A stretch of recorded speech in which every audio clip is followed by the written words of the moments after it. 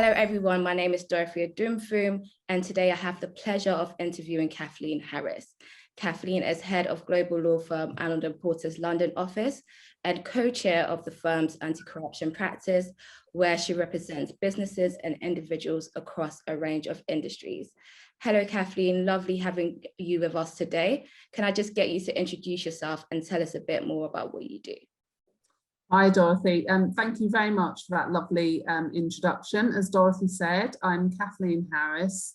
I'm the managing partner of Arnold and Porter in London, and I have sort of two roles which Dorothy has briefly outlined. One is the leadership and management of the London office, and I sit on the overall management board for the firm, which is headquartered in DC. And the other part of my working life is a practitioner specialising in economic crime and the broader issues that affect policy and development in crime generally. So my pro bono practice has not only included representations in financial matters, but I've also acted for individuals charged with other criminal offences, including, for example, a youth who was charged with murder and an individual who was charged with offences relating to sexual misconduct. Wow, that's amazing, Kathleen. So you have been a prosecutor at the SFO and you are now doing defence work at a global law firm. What attracted you to the corporate crime practice area, and how did you manage the transition from prosecution to defence work? Okay, so I'm going to have to take you back a little bit on my journey. So I initially qualified as a barrister back in 1998. I completed my pupillage and then I joined the government legal service. And I think at school I was probably, when I think back a long time ago, was probably quite good at maths. So I was always interested in sort of anything to do with numbers. And one of my first postings in the government legal service was in the Inland Revenue, now known as HMRC, where I worked on fraud cases of all types and all nature. And then I moved from there to the Attorney General's office and worked mostly on policy and the development of law. And then I moved to the Serious Fraud Office, and there I became a senior civil servant. And I worked on a mix of high-profile cases, really, and also policy development. And I decided to move across to defence work. For me, it was more at that stage about broadening my experience. And I think in terms of transitioning, it isn't a lot different in the sense that the prosecutor sort of puts the case together. And I think you in the defence are applying the same laws to make sure, A, they've done that properly, or B, to emphasise and highlight areas where they might have got that wrong. Transition in terms of clients, it's the same. When you're a prosecutor, you do have clients, so your clients are the investigators, they're the victims of crime. And I think when you're defending, you obviously have a more, I'd say, a more understandable client relationship. But I do think, like I say, as a prosecutor, you had one as well. And I think a hallmark for me throughout my career is doing my very best to treat people fairly, irrespective of when I was a prosecutor, what crime was alleged, or when I'm defending, what case I'm defending. Mm. And as we said, you are the managing partner of the firm's London office. At the outset of your career, did you think you would get to where you are at today? I think the answer to that, Dorothy, has to be no. I think in the early part of my career, a big focus, like so many people, I think, that come from a diverse background, and any background, to be honest, is you really want to be the best that you can be. Mm. And you will have hurdles that you have to jump over in that process. And I just would always say, for me, I knew I wanted to be good at what I do, that I wouldn't settle or be satisfied with anything less. I think the management side of my career, I think in every role I've had, I've sort of ended in a sort of management position. I think fundamentally, quite simply, I'm smiling, is because I actually like people.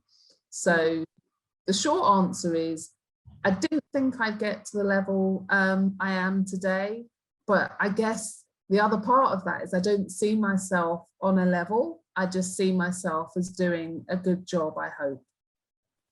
Awesome, that sounds amazing. So probably a follow-up from that, what has been your biggest challenge so far and how have you overcome it, if you have? Or how did you overcome I think it? for me, the biggest challenge on a personal level, it's referred to, I think, generally as sort of imposter syndrome.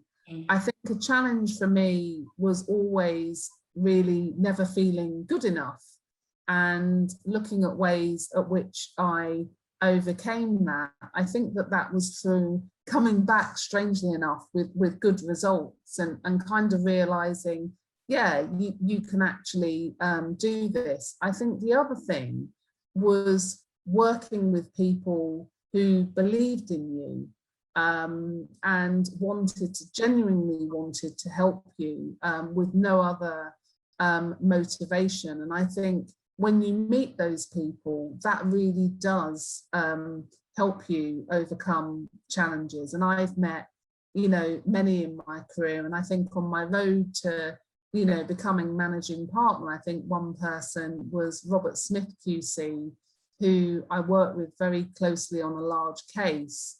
And I think he really developed my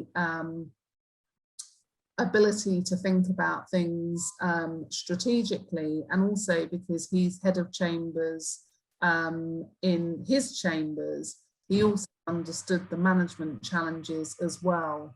And certainly was inspirational to me, not in me, but inspirational to me in helping me overcome, I think, the hurdles in private practice and sort of gaining a better understanding as to how I could be the very best practitioner that I wanted to be. So in hindsight, knowing all that you know now, what advice would you give to the old you or someone who is looking to build a legal career starting out, when you were starting out?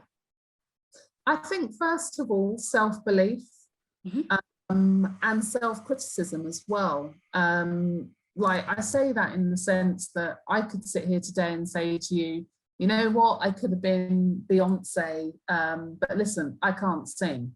So I think when you start out in the legal profession, I think you have to be realistic about what you want to achieve and bring your very best self to it and work hard. Work hard at getting on with other people and understanding other people, and I think an understanding difference. And never forget, as you go through those challenges, however anybody treats you, it is not okay to be gratuitously rude or offensive to anybody. And I think focus on being the very best you. Amazing. So what is it like being a leader in the London office within a global firm, and how did you manage during the height of the pandemic? I think that when I took over as head of the London office, I set myself, sort of objectives and targets, and then obviously managing during the pandemic, I think, has been tough because I like people, and I think had I been in the office, I'd have spent more time getting to know people. But strangely enough, I think through the efforts and using, the virtual platforms like Zoom, having regular phone calls with people, keeping in touch with people, I hope has been helpful to others, but it's certainly been helpful for me in getting to know people. And in a strange way, I actually think in the virtual world, I've got to know more about people than perhaps I would have done if I was in the office for them. But that's not me saying the virtual working at home is the total way forward, because I don't think it is. I think you miss out on learning or organically. Mm. But it's good being, I hope, the leader. I think it's good to bring your values and hope that they resonate with other people. And ultimately, we become a stronger office and London office for the firm. Awesome. So as a leader yourself, what do you think other leaders can do to improve and increase diversity and inclusion? I think that there's a lot that leaders can do. And I think, first of all, I think that they've got to take the responsibility of engaging with the efforts to increase diversity and inclusion in a positive way, in a meaningful way. For example, things I've looked at are our procurement processes. Are the firms that you're using to go to where you're looking for recruits, whether that's in a business function or a legal function, do they have a commitment to D&I? Approaching, I think, organisations to mentor is something else that I've done since last July, and mentoring the young and hopefully being inspirational to them so that when they have their tough days of early practice, they can remember you, and hopefully the things that you've talked to them about, they can use those tools and develop. So I think in terms of improving legal diversity in the legal industry, I think it needs a joined up approach, which is happening, with GCs within companies recognising that having firms with diverse panels is a really positive thing. And I also think within the law firm, just looking at where you're recruiting from in terms of legal fairs, speaking to children early, you know, when they're at their A-level stage and just before, and encouraging your fellow partners to give their time to mentor and to talk more broadly, to help with access into the legal sector. Yeah, I think mentorship is definitely key. I know that I have personally benefited from mentorship. So I think that is a great point that you have brought there. What would you say has been your most defining moment in your career so far?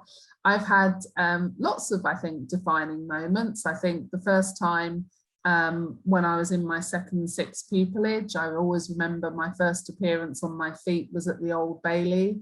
And I remember phoning the clerk after I finished the hearing, as you had to, and just saying I've arrived. That was really special for me. I think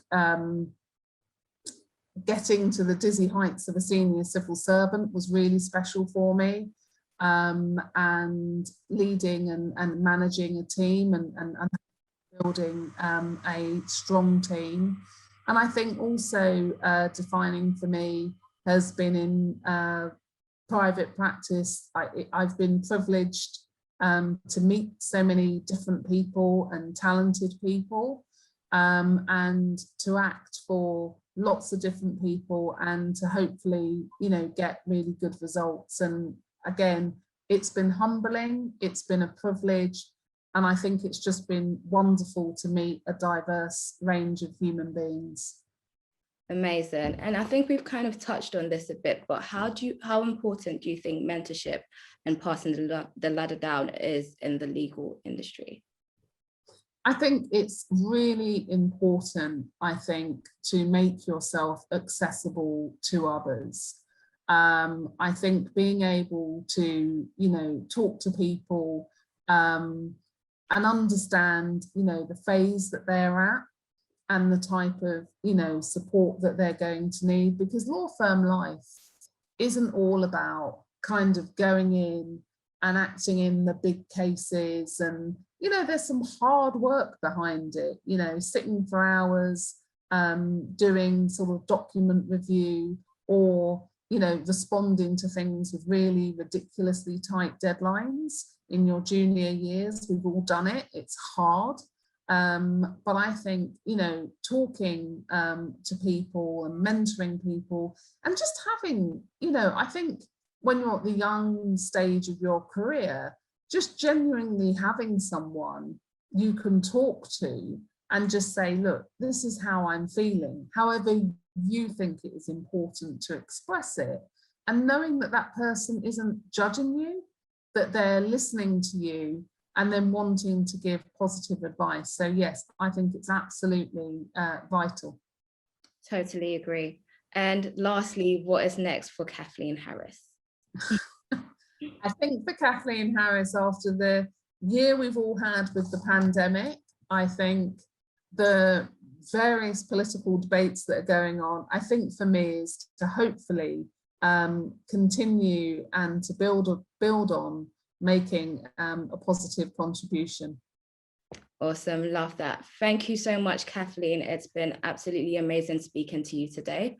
You are such it's fantastic. I've really, really enjoyed it, and a pleasure to meet you. I'm smiling also because everyone will see Dorothy's got a nice suit on. Kathleen went for a kind of hoodie type sweatshirt. I mean, your managing partner, you don't need to have a suit on.